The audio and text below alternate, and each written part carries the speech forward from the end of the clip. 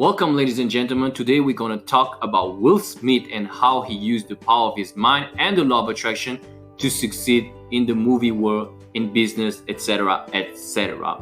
So if you're interested in the topic, please stay tuned till the end of the episode. Also, once again, thank you so much for supporting this channel. Thank you for liking, commenting, sharing those videos. I really appreciate it, and it does help my channel grow. So thank you so much. Now let's get into it. Will Smith is one of those celebrities who not only used the power of his mind to reach greater heights, but who is also a great advocate of inspiration for others to follow their dreams. Willard Carroll Smith is about to turn 52 years old in a few months. He was born in Philadelphia, Pennsylvania in the year 1968. He had a great academic profile throughout high school, but he turned down MIT because he wanted to rap. He started to MC as part of the hip-hop duo DJ Jazzy Jeff and the Fresh Prince with his childhood friend DJ Jazzy Jeff. They were later joined by Reddy Roxy, a beatboxer friend of Will Smith. Their first singles, Girls Ain't Nothing But Trouble, became a hit. 1 month prior to Will Smith's graduation, the group started attracting the attention of Jive Records and the famous producer Russell Simmons. Their first album, Rock the House, was a success and earned the group a few Grammy Awards. Will Smith then became careless with his money.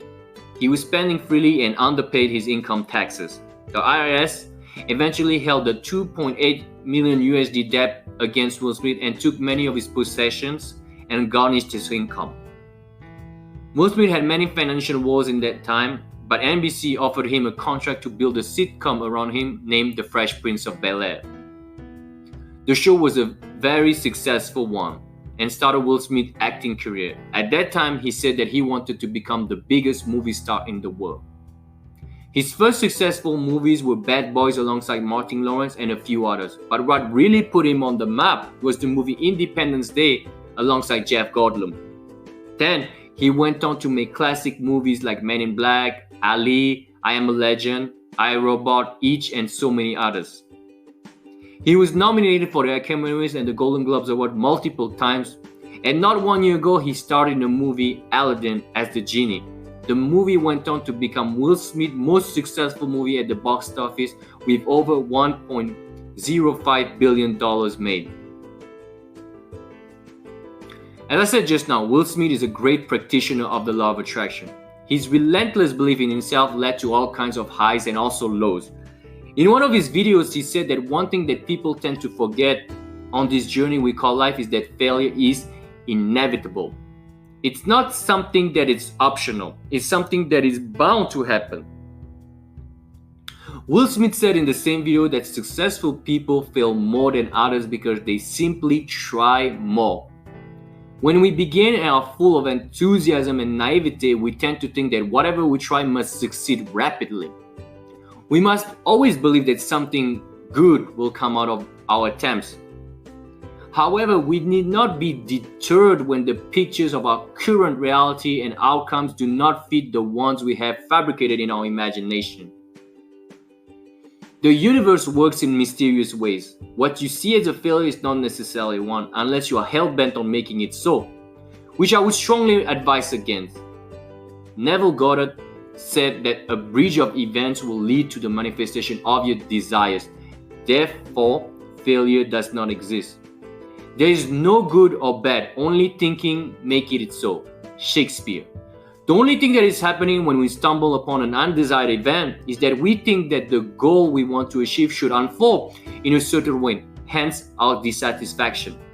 We foolishly believe that we have complete control, when actually we don't. And we relinquish that little control we actually have when we can actually do something. That control is the one we have over our attitude and our perception and our imagination. Kobe Bryant said that in one of his interviews that failure does not exist. It implies that there is an ending. When you attempt something and it does not work out, you can always try again till it works. You can fail over and over again. There will always be another chance. Doors keep opening. Jim Carrey. Each failure is planting the seed of a future success, as Napoleon Hill would say. That seed needs to be watered and nurtured consistently with discipline of effort and perseverance. You need to keep going on and moving forward. Reinterpret bad events in a positive light. Reaffirm your affirmations. Do not react negatively to an event or a situation. Thinking that an event is negative is arrogant on our part because there is no way for us to know that. The universe is so vast and complex. Our bodies alone need millions of things to work simultaneously for us to even be alive. Same goes for life and manifestations. The only thing we need to do and can do is to tip the scale. Lean towards what is possible and refuse to acknowledge what is not possible. Steve Ballmer, one of the top 15 wealthiest people on the planet, said something really interesting in a video I saw recently. He said that one major component successful people so often fail to talk about is the element of luck. He said that he could tell you what he did and that you can do this and that, but even if you were to do exactly the same thing, you will not have the same result. Far from them, most likely. Doesn't mean that we're all bound to some fate, that the fate in our dreams is smooth because it's all about luck. You could see it that way, but you should not. I love that a guy like Steve Ballmer can admit that luck is a huge component of success. But what is luck? We could argue about it. When you say someone is lucky, it is usually a great thing. It means that good things are happening to this person. Where does luck come from? Belief, past karma, angels, God? We could find argument for all of the above, but it does not matter. What is important is your belief in luck, and by that I mean your belief that things can happen for the better. Your letting go of all the resistance, the doubts, the fears, and the smaller you perceive of yourself creates a life of luck. One who has let go of the unwholesome and encouraged the wholesome in himself and others, one who has decided to water the plants, not the weeds. That's luck, and yes, it can be created, but for that we need to stick to the core principles, our ideal self, and let go of how we think things should manifest. Earl Nightingale said that success is the progressive discovery of an ideal self. He said it was a progressive discovery, not a discovery. So you are always in the unknown, always in the uncertainty, but you have faith and detachment. You have faith in your dreams and know that the universe and life will lead you where you need to go. You also have the detachment, which is the letting go of how you want things to unfold for you. Letting go of the limiting beliefs and the negativity. As Will Smith said to his son in the great movie The Pursuit of Happyness, you got a dream, you got to protect it. Don't let anybody say that you can't achieve your dreams. Even me. People can do something and want to persuade you that you can't either. Don't listen. You got a dream, go get it. Period. Will Smith also says something else. Being realistic is the most common road to mediocrity. Will Smith also talks about representing possibilities, representing magic. He talks living a life of service towards others. He talks about an ideal of waking up and always trying to make someone's life better. In his book, Letting Go, David Hawkins talks about the vibrational levels of consciousness. He gives numbers to each one of them. 200 is the level of courage. Below that are the lower vibrational ranges. And above that are the higher vibrational ranges we should all aspire to reach. When you start letting go of all the trauma and negativity, you quickly reach to the level of courage, and it keeps on getting better from there. After the level of courage, you can reach the level of acceptance, which calibrates at a level of 350. At that level, life flows naturally. You trust that your needs are met, and life can be devoted to something higher than just you. A life of service to others in your own unique way. Pay attention next time you listen to all those successful people. A lot of them, most of them actually, were not chasing fame, glory, and the trappings that come along with the territory. They were thinking about the ways they can add value, add beauty, add laughter, add smiles to this world in their own unique, creative ways. When you let go of doubts and fears, you allow your unique light to shine through you because you are doing it for the love of it. You have to let go of the doubt that you can't do it. And you have to let go of the fear of what people might think. Joseph Murphy, in one of his books, talks about letting your talents flow. One of his greatest affirmations is I am forever conscious of my true worth. I give all my talents freely and I'm wonderfully blessed financially. It's wonderful. I want to add a few words from an article I read on Medium. The author's name is Thomas Opong. I'll try to put a link in the description box below. The name of the article is Be So Prolific They Can't Ignore You. You can go look and give the author some love. You might find it faster than I can. Repetition is persuasion. Prolific. Someone or something that is prolific is fruitful or highly productive. A prolific songwriter can churn out 5 hit tunes before breakfast. Share generously and you will reap abundantly. Whatever you care deeply about and whatever you do, be prolific. Do it as much as you can and don't stop. And most importantly, don't forget to launch, ship, and hit publish. Success will meet you because if you keep going, the key to unlocking your most prolific self lies in consistency of action. If you want to be noticed for all the right reasons, by not just your spouse or friends, come up with a lot of ideas and focus on sharing them with the world.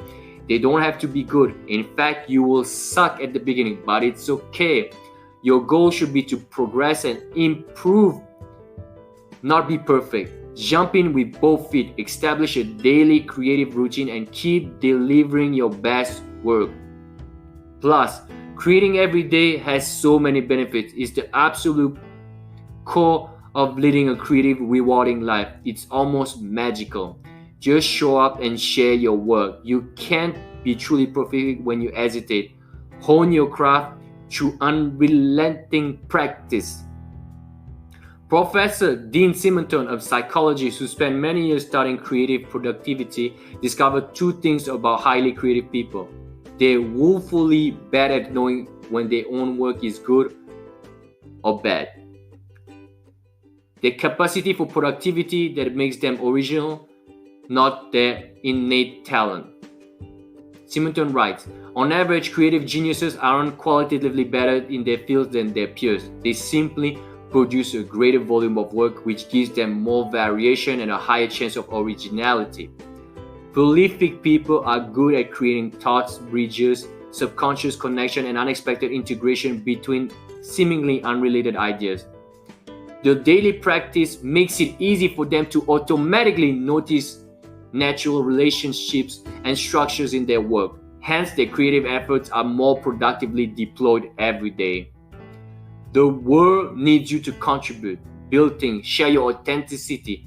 We need employees who invent things, writers who inform and educate the rest of us with their creative work. Show your work every day if you can. Will Smith has been criticized a lot because of his latest box office flops. As I said in previous chapter, you can't escape the haters. That being said, nobody is above feedback.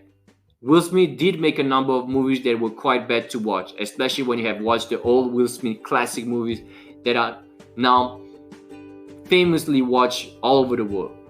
Will Smith is prolific and has been for over 25 years. Ups and downs are inevitable. He said it so himself. Fail early, fail often, fail forward. He also said that successful people fail way more than others because they generally take massive action, as Tony Robbins would say. Being prolific enables you to get better at what you do. When you listen to the feedback and keep moving forward, you are bound to have success. Let's not forget one thing. A lot of Will Smith's latest movies were flop. That's undeniable. However, in just 1 year ago, he starred in a movie, Aladdin, as the genie. That movie went on to make USD 1 billion. Aladdin now sits at the 37th position on the worldwide top lifetime grosses. I think we can agree that there's always a silver lining, and the silver lining amongst all films might be your magnum opus. So keep going, keep feeling, and keep having faith. The world will suffer from your absence. I encourage you guys to adopt this mantra. Joseph Murphy also talks about the concept of how people will suffer from your absence. The world will suffer from your absence. That's incredibly powerful. Of course, at the very core, we can talk about self-love and how one's life is precious and will be missed by the surviving loved ones. Of course, that's true, and people should always keep in mind that their lives matter because people love them and will suffer from their absence. What I want to do right now is go further than that. Joseph Murphy was trying to say that the world will suffer from the absence of your light, the absence of your talent, the absence of your inspiration. Your playing small does not solve the world, but the opposite is true. By shining bright, your inspiration can add to this beautiful world. We underestimate the power we have, especially nowadays with the advance in technology. It is so much easier to shine and empower. Whatever your talent is, whatever your true desires are, however your light shines, and no matter what filter you choose, the important thing to do is to let it shine. Thank you so much for listening once again till the end. I appreciate your support. If you want to know more about those topics, please check the link in the description below. I just wrote a book on how celebrities use the law of attraction to succeed. Thank you so much and see you soon.